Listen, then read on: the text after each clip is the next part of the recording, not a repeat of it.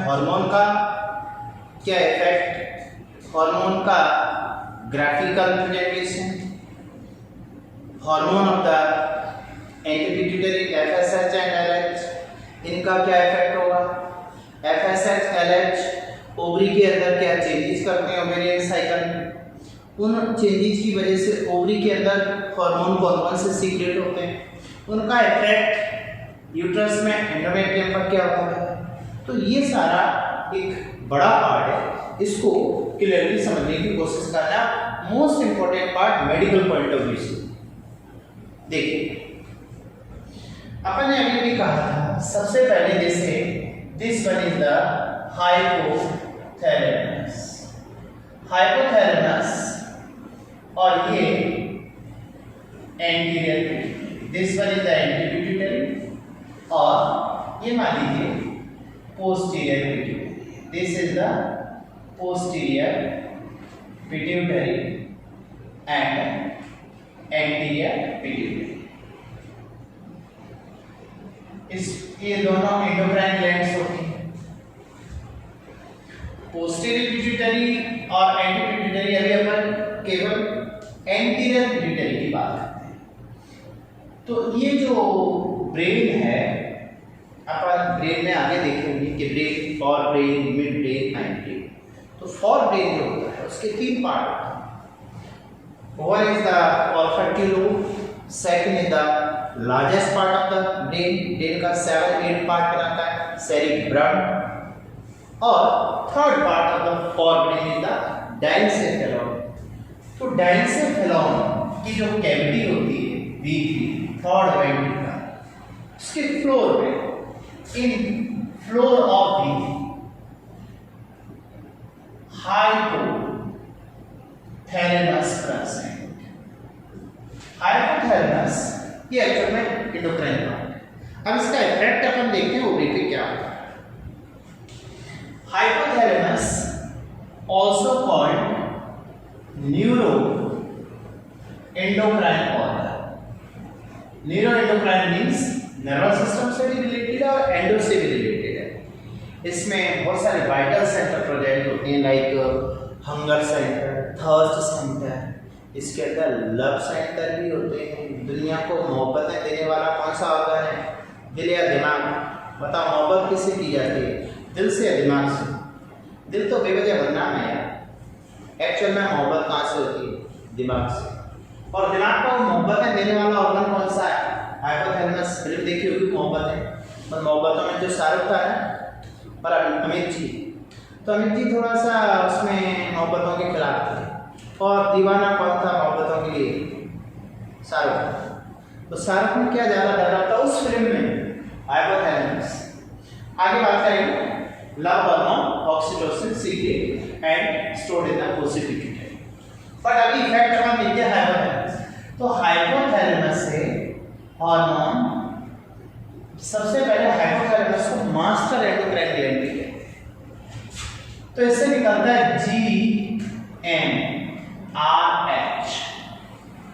GnRH, gonadotropic releasing hormone.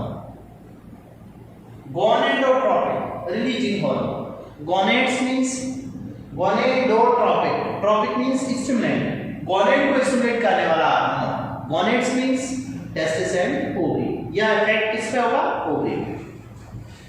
तो GnRH की presence में, GnRH का कैसा इफेक्ट होता है, एंटीपिट्यूटरी पर plus means stimulation.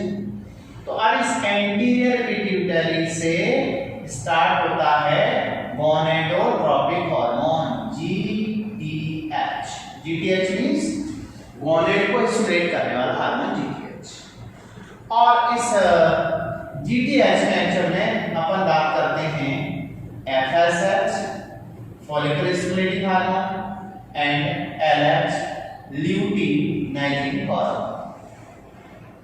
FSH and LH both are collectively called GTH। दोनों का इफेक्ट गोनेड्स पर, गोनेडोट्रोपिक हार्मोन। अब ये जो हार्मोन है, इनका सीक्रेशन कब स्टार्ट होता है और क्यों होता है और इनका क्या है? तो जो FSH LH, अब आप देखिए, मान के चले अपन यहाँ पर अपन देखना चाहते हैं इस मेंस्ट्रुअल साइकिल।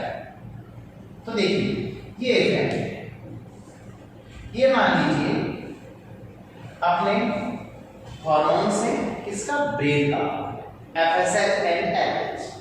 अब ये हार्मोन आपने ओवरी के अंदर, यहां अपन देखना चाहते हैं ओवरी के अंदर, ओवरी का जो स्ट्रोमा है, ओवरी का जो कॉर्टेक्स था, उस कॉर्टेक्स में इन हार्मोन की वजह से क्या क्या चेंजेज होते हैं। उसके बाद में जो ओवरी है उसके अंदर चेंजेज होने से ईस्ट्रोजन प्रोजेस्टेरोन का सीक्रेशन होता है। तो ईस्ट्रोजन एंड प्रोजेस्टेरोन का सीक्रेशन, यहाँ देखिए यहाँ पर क्या इफेक्ट होगा उसका, वो हार्मोन लेवल क्या हो सकता है। तो सबसे पहले ये देखिए, और फिर इसमें इन हार्मोन का जो ग्राफिकल रिप्रेजेंटेशन है उसमें क्या लेवल होगा वो देखेंगे अपन। और उसके बाद अपन देखेंगे इसको 28 डेज के बिटवीन क्या क्या चेंजेस हुए थे उन 4 फेज। तो ये पार्ट अपना शो करेगा एंडोमेट्रियम के अंदर होने वाले चेंजेस और यूटेराइन ग्लैंड्स के चेंजेस। देखिए, तो FSH एंड LH, अब मान के चले अपन इसमें ये जो डेज हैं वो 1 to 28 डेज की मेंस्ट्रुअल साइकिल को रिप्रेजेंट करेगा। FSH एंड LH इनका फंक्शन किसका होता है, ओवरी। ये मान लीजिए सबसे पहले अपन इसका ओवरी के अंदर क्या चेंजेस होता है वो देखें। तो FSH सबसे पहले ओवरी के अंदर क्या प्रेजेंट है, primordial follicle. This one is the primordial follicle. Primordial follicle अपन ने कहा था एम्ब्रियोनिक स्टेज में बनना स्टार्ट होती है, बर्थ तक प्रेजेंट होती है। और इन प्रिमोडियल फॉलिकल के अंदर प्राइमरी साइट प्रेजेंट होता है। This one is the primary site. ये प्रिमोडियल फॉलिकल कन्वर्ट होती है किसमें, प्राइमरी फॉलिकल। ये बहुत सारी होती है इस तरह से प्रिमोडियल फॉलिकल। इनमें से कन्वर्जन स्टार्ट होता है, ये बनना स्टार्ट होती है, तो ये बन जाती है अपनी primary follicle. Primary follicle convert into secondary follicle, ये secondary follicle. Secondary follicle convert into tertiary follicle. This one is the tertiary follicle.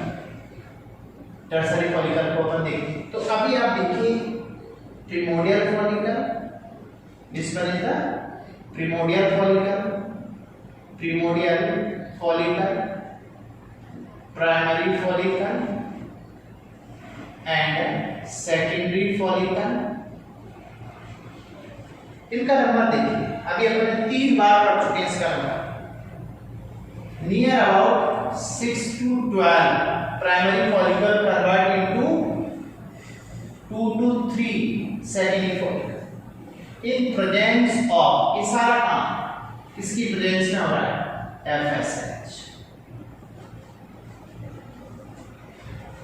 FSH की प्रेजेंस में प्रिमोडियल फॉलिकल स्टार्ट, ये मींस इसको फॉलिकल स्टिमुलेटिंग हार्मोन भी बोलते हैं। FSH का meaning है follicle stimulating hormone.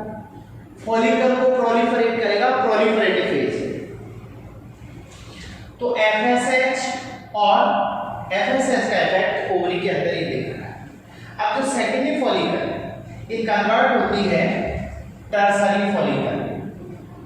Tertiary follicle, ये अपनी टर्सरी फॉलिकल इसके अंदर एंड्रम बनने लगती है और इस टर्सरी फॉलिकल में सेकेंड्यूसाइट प्रेजेंट है। प्राइमरी और सेकेंडरी में प्रेजेंट होता है प्राइमरीसाइट जिसमें मियोसिस 1 होती है और मियोसिस 1 कंप्लीट होती है टर्सरी फॉलिकल में। और ये टर्सरी फॉलिकल कन्वर्ट हो जाती है immediately in the Graafian follicle. This one is the Graafian follicle. तो ये वन ग्रेफियन फॉलिकल है। देखिए 6 to 12 primary follicle, 2 to 3 secondary follicle बनाती है, और इसके बाद 1 टर्सरी फॉलिकल या फिर ग्रेफियन फॉलिकल, इसी को बोलते हैं मेजर टर्सरी फॉलिकल।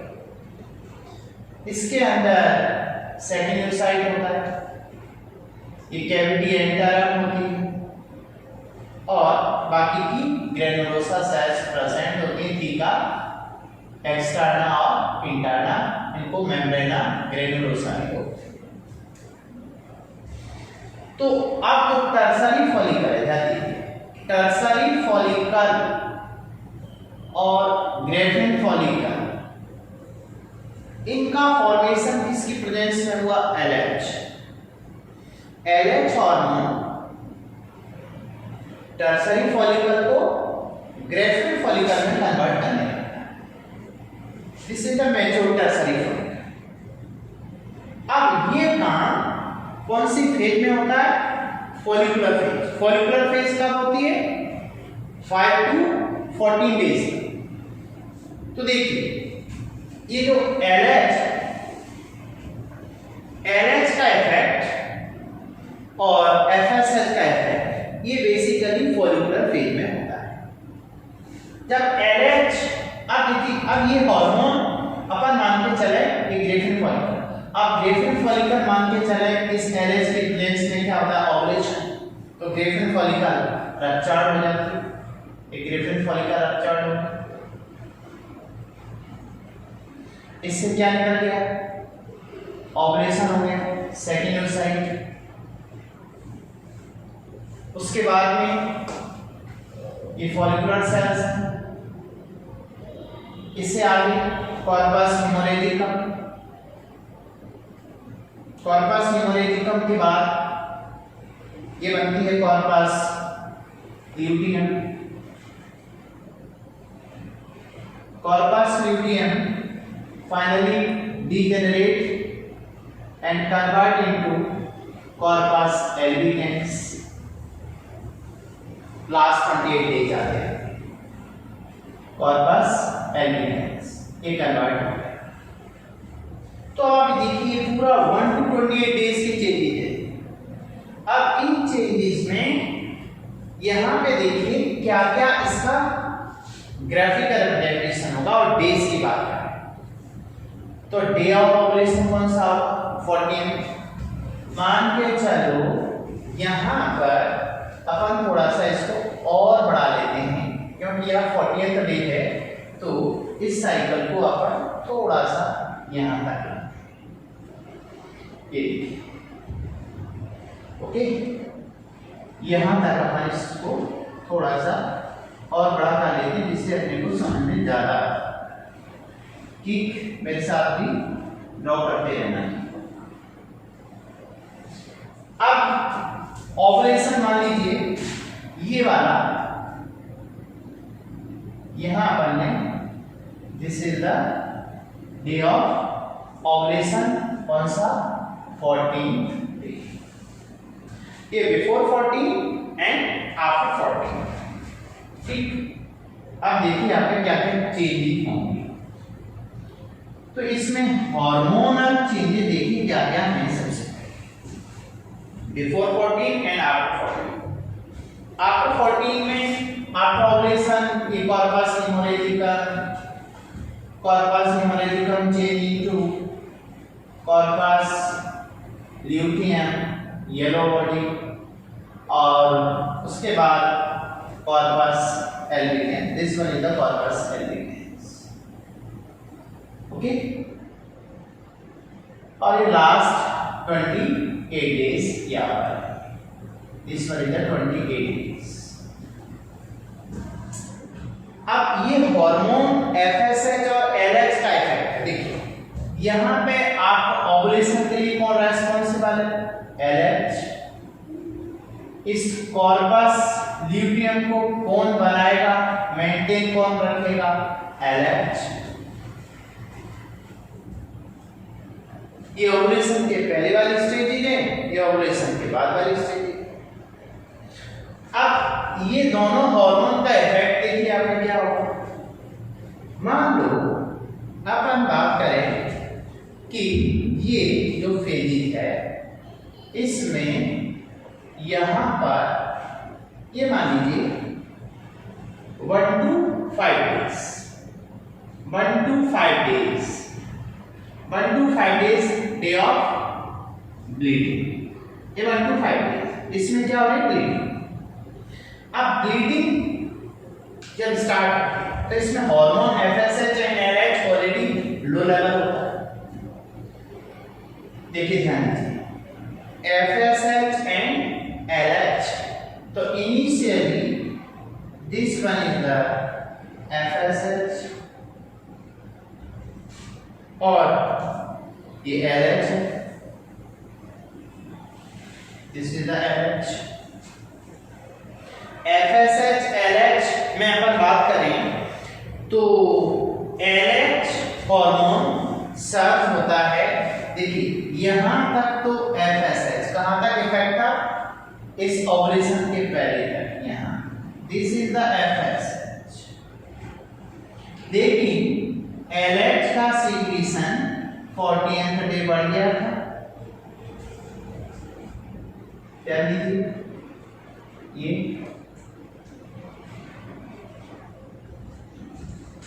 ये वाला हार्मोन एलएच और ये एफएसएच, इन दोनों हार्मोन को देखिए। एफएसएच का जो सीक्रेशन वो अपन देखते हैं 1 to 5 डेज। इन डेज में ब्लीडिंग हो रही थी और इन डेज में लेवल कम था। उसके बाद में प्रोजेस्टेरोन लेवल, एस्ट्रोजन लेवल कम होने से एफएसएच का स्टार्ट हुआ सीक्रेशन। तो धीरे धीरे इन हार्मोन का सीक्रेशन बढ़ने लगता है और ये हार्मोन फॉलिकुलर स्टेज में ग्रेफिन फॉलिकल को मैच्योर करके, और LH is responsible for ovulation. तो एलएच हार्मोन किसके लिए जरूरी है, ओवुलेशन। थोड़ा सा देखिए डायग्राम। अब क्वेश्चन होता है कि एलएच और एफएसएच ये स्टेजेस जो ओवुलेशन की है, मतलब जो मेंस्ट्रुअल साइकिल की स्टेजेस थी, उन स्टेजेस पे अपन इफेक्ट बाद में देखते हैं, पहले डायग्रामेटिक रिप्रेजेंटेशन। अब क्या होगा कि जो ग्रेफिन फॉलिकल,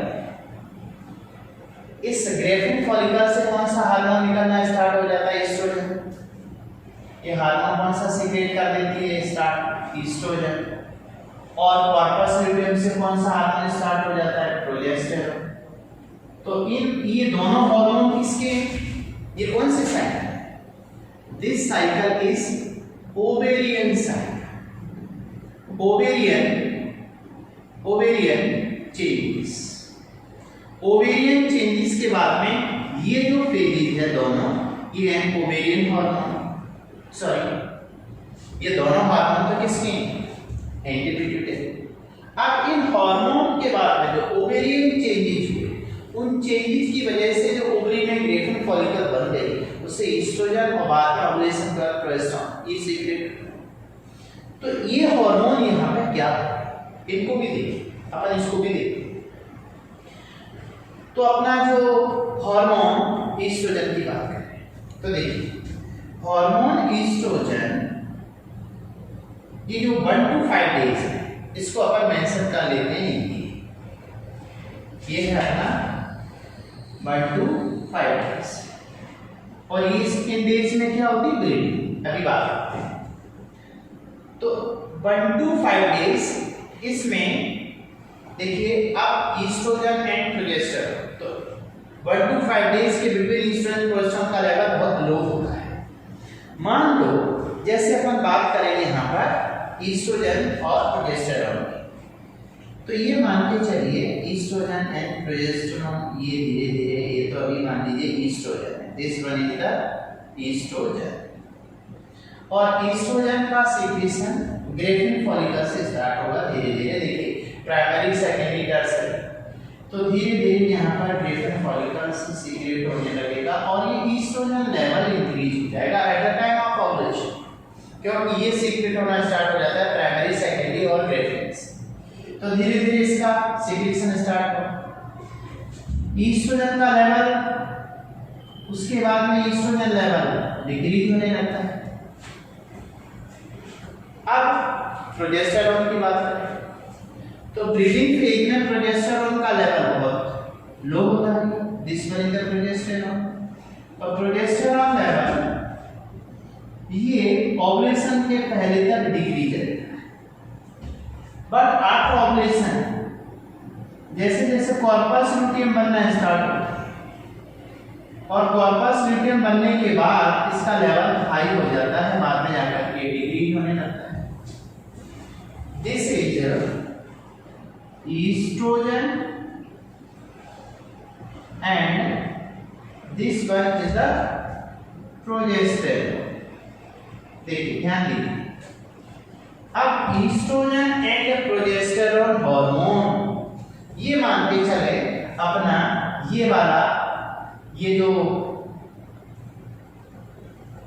डे है ये मान लीजिए 24th डे है, ये 14th डे है और इससे पहले अपना ये 30th डे होगा, मींस अभी बात देखें तो ये दो हार्मोन ओवरी से सीक्रेट होते हैं और इन हार्मोन का इफेक्ट किस पे होता है, यूटरस पर, यूटरस की एंडोमेट्रियम। अब अपन एंडोमेट्रियम की बात करें, एंडोमेट्रियम यूटरस की इनर लेयर। अभी इस डायग्राम को मेरे साथ ड्रॉ कीजिए आप।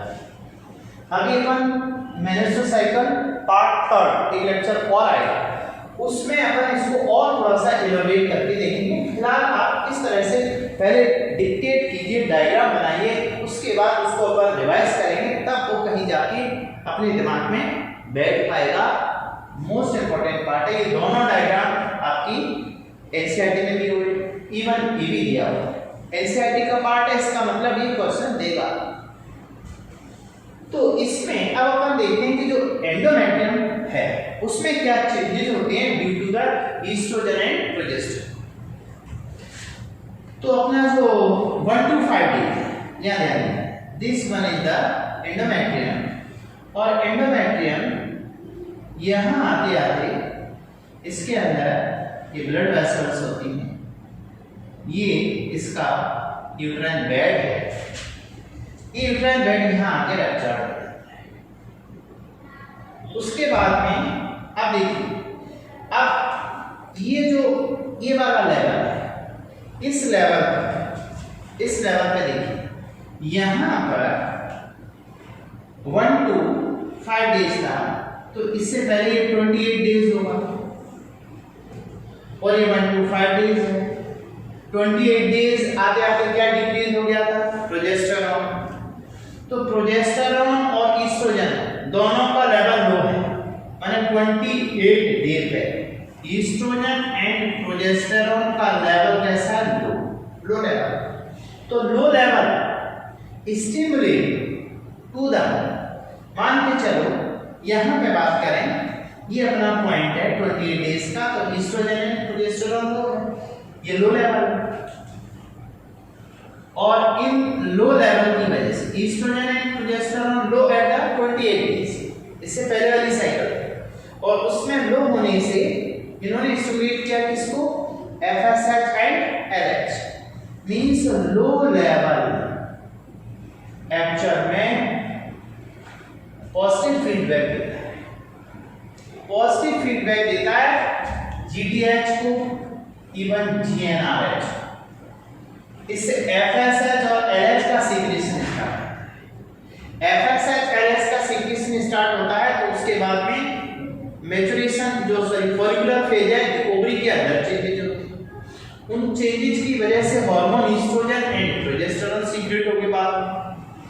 अब ईस्ट्रोजन देखिए यहाँ पे जब ब्लीडिंग हो जाएगी, ब्लीडिंग में ये फंक्शनल पार्ट्स लगे होंगे, उसके बाद FSH एंड LH के साथ साथ ईस्ट्रोजन एंड प्रोजेस्टेरोन, ये हार्मोन जैसे जैसे इस पे इफेक्ट करेंगे तो एंडोमेट्रियम की थिकनेस बढ़ेगी।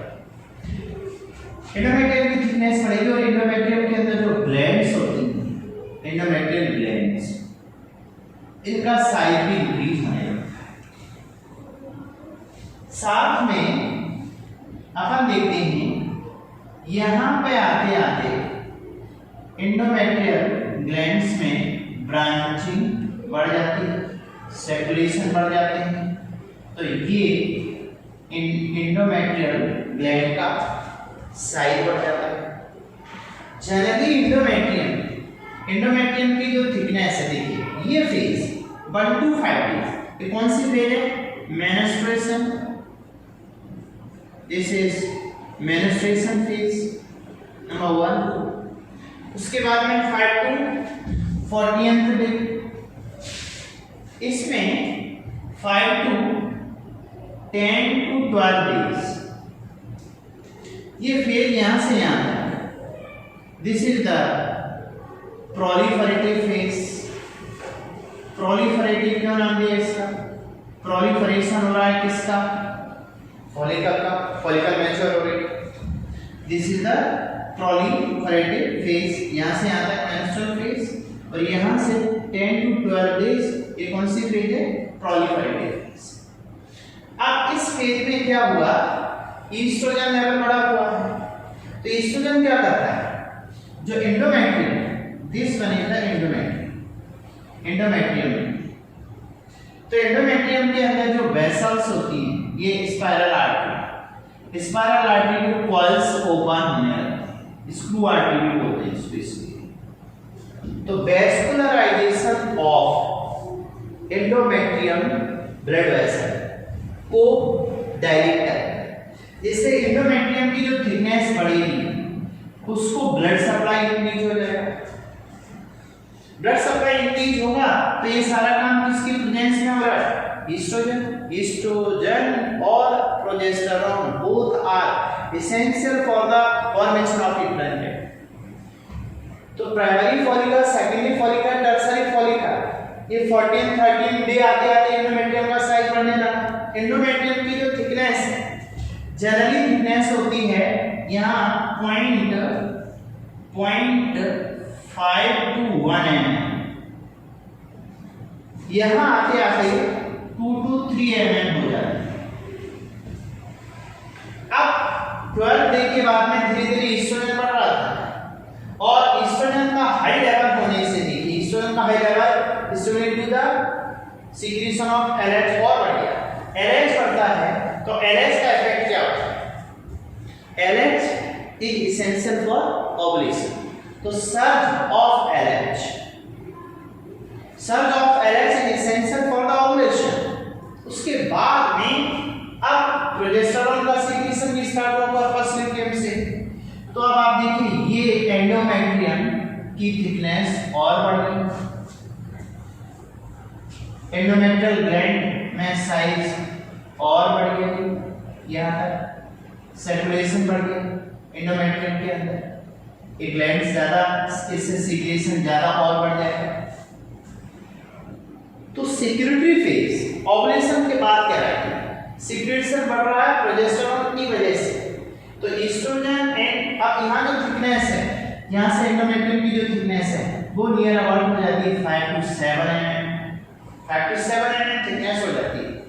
This is called uterine bag, और इस पर इम्प्लांटेशन होगा ब्लास्टुला का, इफ फर्टिलाइजेशन। अब मान लीजिए फर्टिलाइजेशन हो गया, तो ये एंडोमेट्रियम